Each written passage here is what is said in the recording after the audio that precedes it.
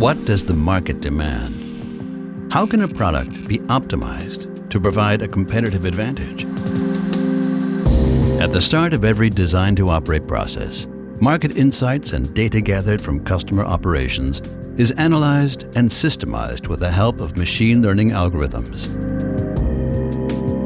Visualization provides physical context. This enables a digital thread that empowers people with insights into product and asset data to make key business decisions. It is easy to set up R&D projects, monitor project progress, and get detailed information on every project step. The design team must work closely with all stakeholders while constantly incorporating customer wishes.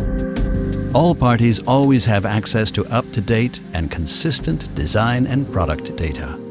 With the help of SAP Product Lifecycle Costing, product costs, production volume, and profits can be precisely calculated at an early stage. The Entitlement Management System allows users to manage product rights and provides a detailed history of interactions. With model-based systems engineering, all components of a product can be modeled. Complex systems are broken down to subsystems, modules, and components. In SAP Engineering Control Center, mechanics, electronics, and software are developed simultaneously. After development, the design is validated directly. Detailed test plans and simulations predict the product behavior during operation and simulate complete systems with virtual prototypes.